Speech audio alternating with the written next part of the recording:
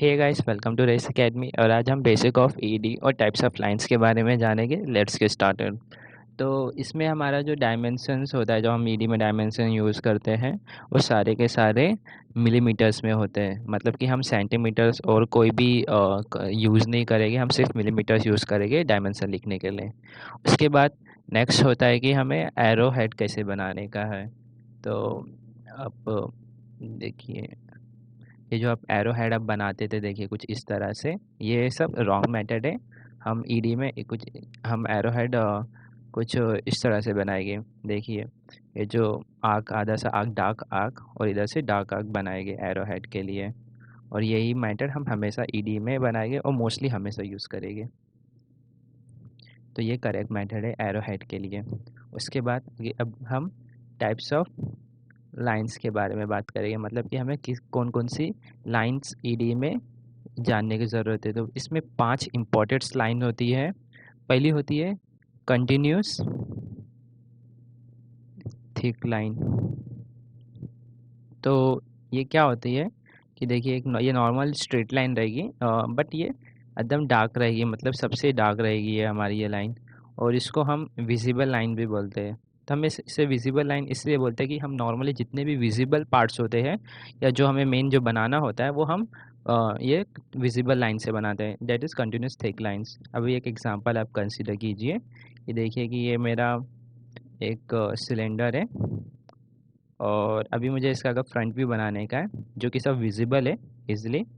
तो मैं इसका फ्रंट व्यू कुछ स्क्वायर रहेगा, तो मैं कुछ विजिबल लाइन से ड्रॉ करूँगा। तो ये हो गया हमारा कंटिन्यूस थिक लाइन। अब नेक्स्ट हमारा जो रहेगा, वो रहेगा डैश लाइन। मतलब कि इसे हम थिक डैश लाइन बोलेंगे। तो ये कुछ हम इसको डैशेस ड्रॉ करेंगे, आप देख सकते। और इसे हम हिडन लाइन भी बोलते हैं। और ये कुछ डैश डैश जैसी रहेगी लाइन, और ये थोड़ी थिक रहेगी। और मतलब इससे हम ये इसे हिडन लाइन बोलते हैं। मतलब कि हम इससे हिडन पार्ट्स बनाएंगे।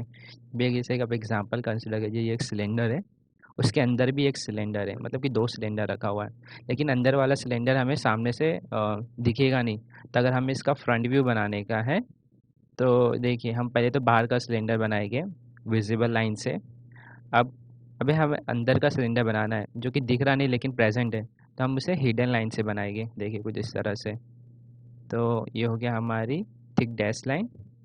उसके बाद हमारा थर्ड रहेगी कुछ चेन थिन लाइन। तो अब नाम से समझ गया रहेगा, कुछ चेन जैसा रहेगा। इसे हम इसको सेंटर लाइन ही बोलते हैं। मेन इसका नाम सेंटर लाइन ही है। और ये देखिए, ये कुछ ऐसा बड़ी लाइन, फिर एक छोटी सी डैश लाइन, फिर एक बड़ी लाइन, फिर एक छोटी सी डैश लाइन, और ये थिन लाइन है। तो देखिए कुछ इस तरह से बनाएंगे। तो इसका यूजेस क्या होता है कि जैसे कि अभी एग्जांपल कंसिडर कीजिए सर्कल। तो इस पे ना हमेशा आप सर्कल पे ना 2 सेंटर लाइन आती है। तो इसका मतलब क्या हुआ कि अगर आप सेंटर लाइन से अगर आप सर्कल को काटेंगे, तो जो आधा सर्कल होगा और ये सर्कल रहेगा, दोनों इक्वल रहेगा। तो मोस्टली सर्कल में ऐसे ही होता है, अगर आप आधे से काटो तो इक्वल आता है। तो इसके लिए हमारा 4 डैश लाइन आएगी, और सॉरी सेंटर लाइन आएगी।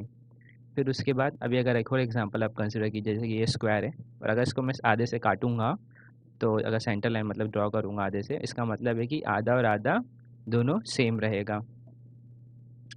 उसके बाद हमारा नेक्स्ट है जो, वो है चेन थिन लाइन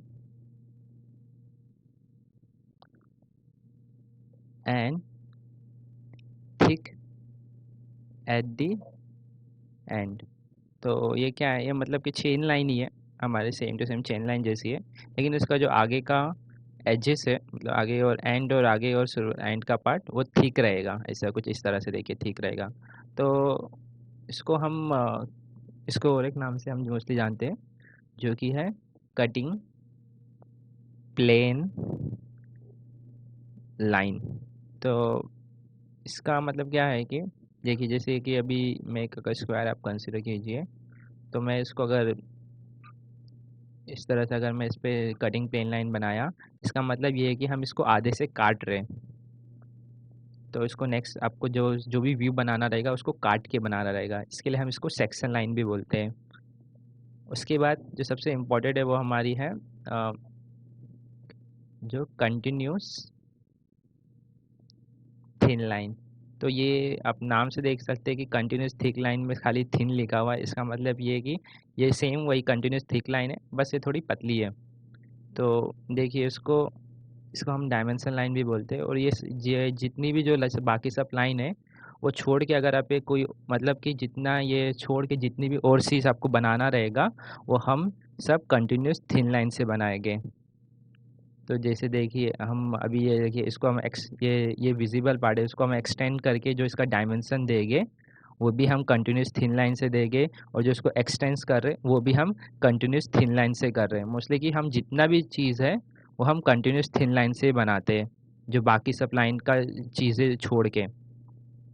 तो जैसे हम हैचिंग जो होता है, हैचिंग मतलब क्या होता है कि कोई भी चीज़ को हम कट करते हैं तो जो एजेस जो होते हैं जो कटे हुए उसको हम हैचिंग बोलते हैं। तो हैचिंग भी हम वो कंटिन्यूस थिन लाइन से बनाते हैं। जैसे कि अभी देखिए ये एक मेरा एक पार्ट रहेगा, अगर ये हैच करूँगा तो ये भी जो हैचिंग है ये मैं कंटिन्यूस थिन लाइन से बनाऊंगा। और आपको हैचिंग पता होना चाहिए कि वो 45 डिग्री पे बनता है हैचिंग। हम एक्सिस को एक्स वाई एक्सिस से अगर लेके रेफरेंस लेके 45 डिग्री पे बनाते हैं हैचिंग।